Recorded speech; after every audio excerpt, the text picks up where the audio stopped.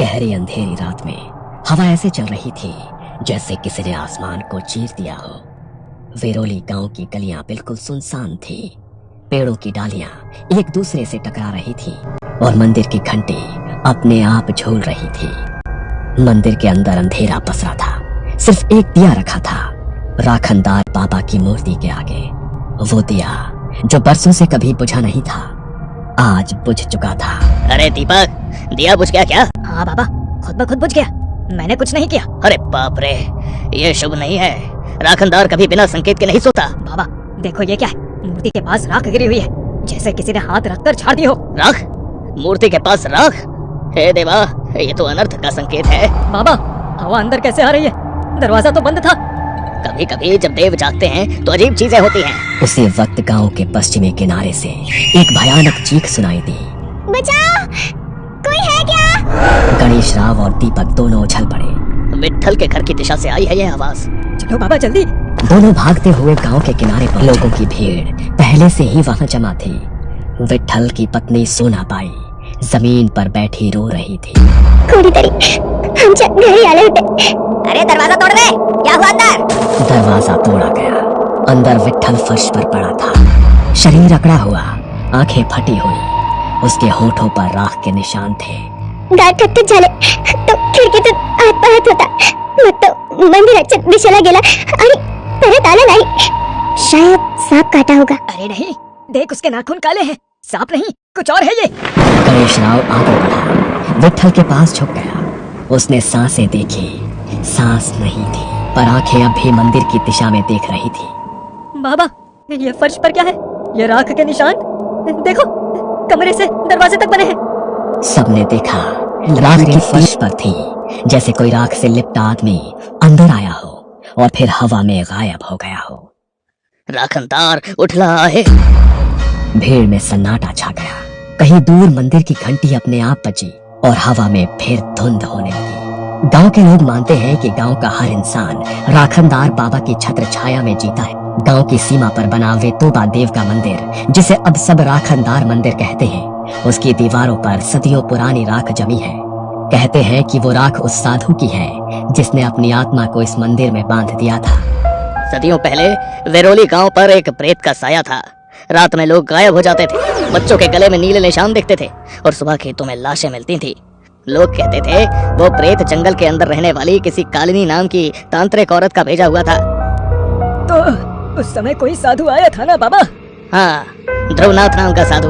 वो बनारस से आया था। कहा करता था कि उसका एक ही उद्देश्य था, असुर से गांव को मुक्त करना। उसने पूरे 7 दिन मंदिर के बाहर साधना की और 8वें दिन उस कालिनी से सामना किया। कहते हैं कि दोनों के बीच ऐसी विद्या चली कि आधी रात को पूरा गांव थरथरा उठा। बिजलियां चमकी, पेड़ झुके और धरती से राख उठने लगे। आखिर में साधु ने खुद की आत्मा को बंधन में बांधकर उस प्रेत को उसी में समा लिया। वो स्वयं राख बन गया और वो राख वही है जो आज मंदिर की दीवारों पर चिपकी है। तब से हर साल आषाढ़ की पूर्णिमा को हम पूजा करते हैं। राखनदार बाबा को बकरे की बलि देते हैं ताकि वो जागृत रहे और गांव की रक्षा करता रहे। और अगर उसकी ये प्रथा नहीं निभाई गई तो राखनदार नाराज हो जाएगा और गांव का विनाश भी हो सकता है। लोग सिर झुकाकर सुन रहे थे। कईयों की आंखों में डर झलक रहा था। मंदिर बनने के बाद भी कई बार गांव पर संकट आया। एक बार महामारी फैली। लोग कहते हैं कि जब डॉक्टर काम नहीं आए तो राखनदार बाबा के मंदिर से खुद राख उठकर घर घर में बिखरी और बीमारी थम गई। दूसरी बार जंगल की आग गांव की ओर बढ़ी, पर रात भर बारिश हुई और गांव बचा रहा। राखनदार जाग गया था। सालों तक ये परंपरा चलती रही, पर फिर इस बार गांव में नए सरपंच बने, शंकर राव पाटिल। शहर में पढ़े लिखे, खुले विचारों वाले इंसान। अरे अब ये बकरे काटने की बातें बंद करो, ये सब अंधविश्वास है। आज के जमाने में हम रक्त नहीं बहाएंगे। पर सरकार, अगर पूजा छूट गई तो? अरे कुछ नहीं होगा, ये सब पुराने लोग हैं, डराने वाली ही बातें करते रहते हैं। अब हमें आधुनिक होना है, लोगों में बंटवारा हो गया है। हाँ, सही बात है, सरपंच सही कहिए। पर आधा गांव डर गया, खासकर गणेश राव पुजारी। अरे तुम लोग नहीं समझते, राखनदार कोई साधारण देव नहीं, वो आत्मा है जो बंधन में है। अगर उसका व्रत अधूरा रहा तो वो खुद अपना हक लेने निकलेगा। पंडित जी, अब ये कहानियां बच्चों को सुनाइए। गांव का भविष्य इनसे नहीं बनता। सभा खत्म हो गई, पूजा रद्द कर दी गई। लोग घर लौटे, पर गांव में सन्नाटा था। कुत्ते तक नहीं भौंक रहे थे उस रात। पर गणेश राव चैन से नहीं बैठा। वो जानता था कि अगर बलि नहीं दी गई तो कुछ होने वाला है। उसने आधी रात को मंदिर का दरवाजा खोला, दीपक को साथ लेकर अंदर गया। बाबा, लोग देख लेंगे तो मुसीबत होगी। राखनदार की पूजा किसी मनुष्य से नहीं रुकती दीपक। अगर लोग भूल गए हैं तो भी उसका क्रोध नहीं रुकेगा। आज बलि नहीं है तो कम से कम दिया तो जलाएंगे।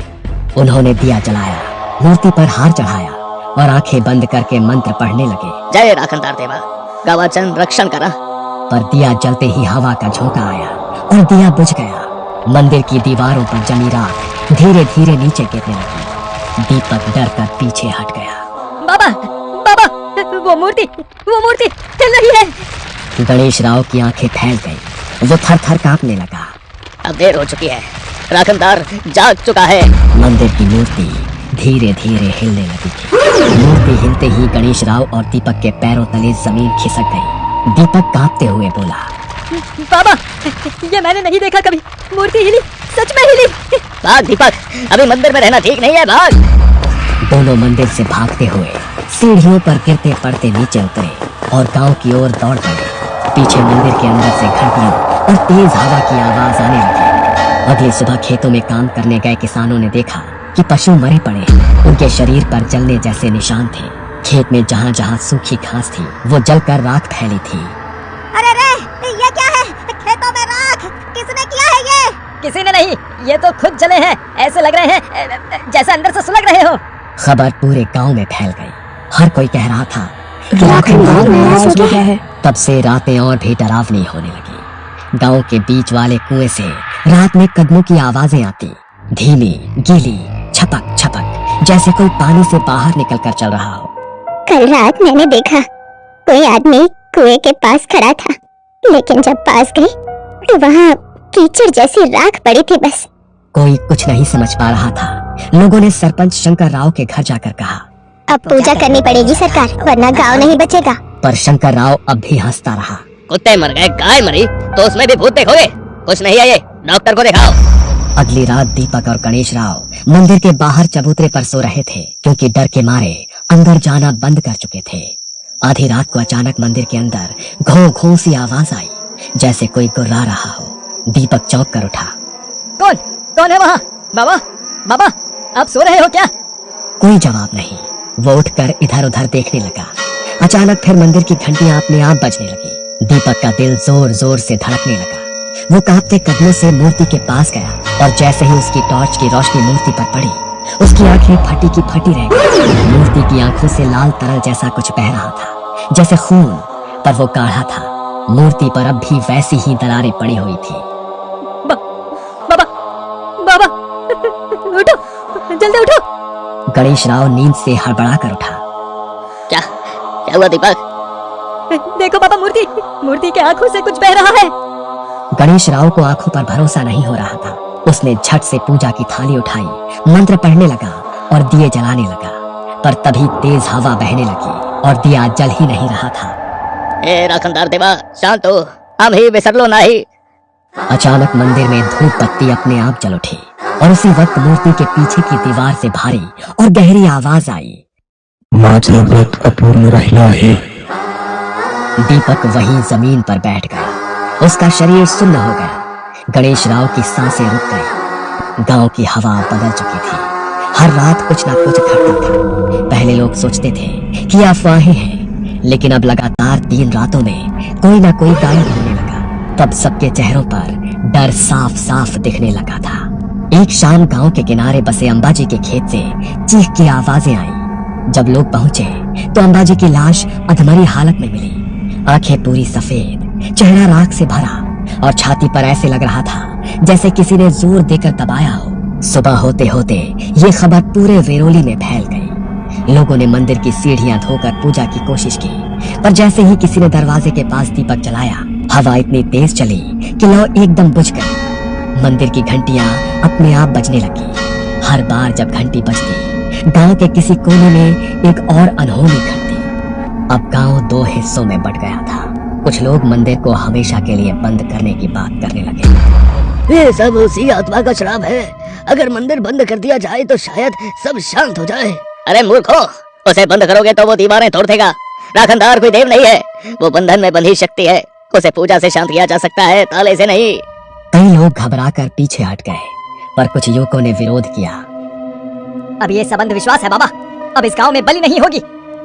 गणेश राव ने गहरी सांस ली और बस इतना कहा, अगर इस बार व्रत अधूरा रहा तो वो अपने हिस्से का रक्त खुद लेगा। अगली सुबह सुभाष की पत्नी ने अपने दरवाजे पर राख से बने 3 हाथों के निशान देखे। उसी दिन उनके घर की गाय अचानक से मरी हुई मिली, शरीर सूखा हुआ, जैसे किसी ने सारा खून खींच लिया हो। फिर दूसरे ही दिन खेतों में एक बच्चा गायब हुआ। माँ रोती चिल्लाती मंदिर के सामने गिरी। बाबा, बाबा मेरा बेटा लौटा दो, मेरा बेटा लौटा दो। लोग अब समझ चुके थे कि जो पूजा अधूरी छोड़ी गई थी उसकी सजा अब गांव भुगत रहा है। गणेश राव हर शाम मंदिर के बाहर दिया जलाता, मंत्र पढ़ता, राखनदार को शांत करने की कोशिश करता, पर जैसे ही वो आंखें बंद करता, मंदिर की घंटी अपने आप बज उठती और हवा में राख उड़ने लगती।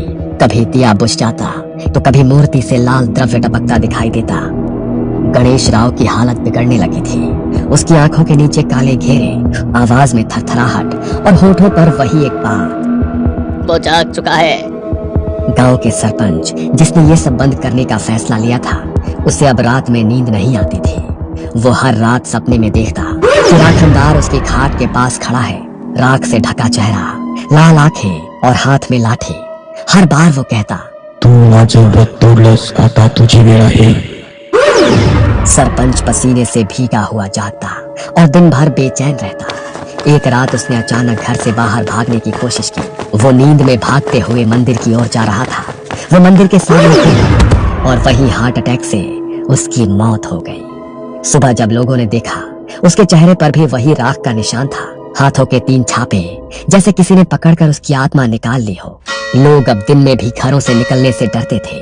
कोई खेती नहीं करता, कोई मंदिर नहीं जाता, सिर्फ गणेश राव ही रोज मंदिर के बाहर दिया जलाता और बुदबुदाता रहता। अगर इस साल आषाढ़ की पूर्णिमा तक उसका व्रत पूरा नहीं हुआ तो वो पूरे गांव को ले जाएगा। धीरे धीरे रातें और लंबी लगने लगी।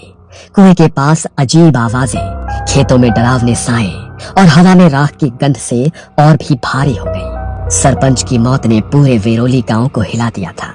अब सबको यकीन हो गया था कि राखनदार क्रोधित हो चुका है। गांव में सन्नाटा था। दिन में भी लोग दरवाजे बंद रखते, बच्चे तक खेलना भूल गए थे। तभी दोपहर को गणेश राव पूरे गांव में घूमने लगा। अब अगर हम चुप बैठे रहे तो राखनदार सबको ले जाएगा। आज रात सब लोग मंदिर चलो, उसके सामने माफी मांगनी होगी। बाबा, अब कौन जाएगा उस मंदिर में? वहाँ तो उसकी परछाई घूमती है। वो रक्षक है, दुश्मन नहीं। हमने उसका व्रत तोड़ा है। जब तक हम उसे उसका हक नहीं देंगे वो शांत नहीं होगा। शाम तक गांव के लगभग आधे से ज्यादा लोग जुटे। हर किसी के चेहरे पर डर था, लेकिन गणेश राव की आवाज में एक अजीब दृढ़ता थी। रात काली थी, हवा धुंधली थी। जैसे जैसे लोग मंदिर के पास पहुंचे, उन्हें लगा कि जमीन कांप रही है। मंदिर की दीवारों पर काली फफूंदी चढ़ी थी और दरवाजे आधे खुले हुए थे। गणेश राव ने अपने थैले से माला, बेलपत्र और मिट्टी का दिया निकाला और कहा, सब लोग मौन रहो, अब जो भी होगा उसका निर्णय वही करेगा। लोग मंदिर के अंदर जाने लगे। वहां घनी धुंध थी और हर सांस के साथ राख की गंध महसूस हो रही थी। दीपक ने कांपते हुए दिया जलाया और जैसे ही लौ उठी, दीवारों पर 3 परछाइयां हिलने लगी। गणेश राव ने आंखें बंद की और मंत्र पढ़ने लगा। ओम रक्षणाय नमः, ग्राम पालकाय नमः, ओम इष्ट देवाय नमः। दीपक ने माला उठाकर मूर्ति के गले में डालने की कोशिश की, लेकिन तभी तेज हवा ने उसे जैसे धक्का दिया और दीपक पीछे गिर पड़ा और मंदिर की घंटियां अपने आप बजने लगी। मूर्ति के सामने एक काली परछाई धीरे धीरे आकार लेने लगी। वो इंसान से ऊंचा, राख से सना और उसकी आंखें अंगारों जैसी लाल थी। हाथों में त्रिशूल, माथे पर भभूत की रेखाएं। उसने भारी आवाज में कहा, तुम्ही माझं व्रत तोडलं। लोग पीछे हट गए, औरतें चीखने लगी। गणेश राव कांपते हुए आगे बढ़ा और कहा, बाबा हमें माफ कर दो, हमसे भूल हो गई है। राखनदार की परछाई ने हवा में त्रिशूल घुमाया। हवा में धुंध हुई और दीवारों पर पुराने साए दिखने लगे। एक साधु जो मंत्र पढ़ रहा था, चारों दिशाओं में आग की रेखाएं और गांव के चारों सिरों पर बांधी गई आत्मा। दीपक का शरीर कांपने लगा, उसकी आंखें पलट गई। गणेश राव ने देखा कि राखनदार की आत्मा अब दीपक के शरीर में प्रवेश कर चुकी है। दीपक के अंदर राखनदार की आवाज गूंजी। सदियों पहले इस गांव पर महामारी आई थी, तब मैंने अपना प्राण इस भूमि में बांधा था। मेरा रक्त, मेरी आत्मा इस गांव की रक्षा करते हैं, पर तुम्हारे अहंकार ने मेरा व्रत तोड़ा। हर आषाढ़ी पूर्णिमा को मेरे व्रत का रक्त दो, मेरा रक्षण कार्य जारी रखो, वरना ये गांव मिट जाएगा। गांव वाले डर से सिर झुकाए खड़े थे। गणेश राव ने कांपते हुए जवाब दिया। हम वादा करते हैं बाबा, अगली आषाढ़ की पूर्णिमा को हम व्रत पूरा करेंगे। आपकी पूजा, आपकी बलि सब वैसे ही करेंगे जैसे सदियों से करते आए हैं। वचन निभाओ, नहीं तो राख तुम्हारे ही रक्त से बनेगी। जैसे ही ये कहा, दीपक जमीन पर बेहोश गिर पड़ा। मंदिर में छाई राख धीरे धीरे नीचे बैठने लगी। घंटियां बंद हो गई और हवा शांत हो गई। सूरज उगा। गांव में कई दिनों बाद सन्नाटा टूटा। पंछी लौट आए थे। हवा फिर से हल्की हो गई थी। गणेश राव ने मंदिर के सामने दिया जलाया और कहा, वो गया नहीं, बस सो गया है। उसका व्रत अब हम सबकी जिम्मेदारी है। तब से वेरोली गांव में हर साल आषाढ़ की पूर्णिमा पर राखनदार की पूजा होती है, पर अब लोग बकरा नहीं, नारियल चढ़ाते हैं। और मान्यता आज भी है कि अगर कोई उस दिन की पूजा भूल जाए तो रात को मंदिर की घंटी अपने आप बजती है और हवा में राख उड़ती है और फिर वही आवाज गूंजती है। माझे व्रत अपूर्ण राहिलं आहे।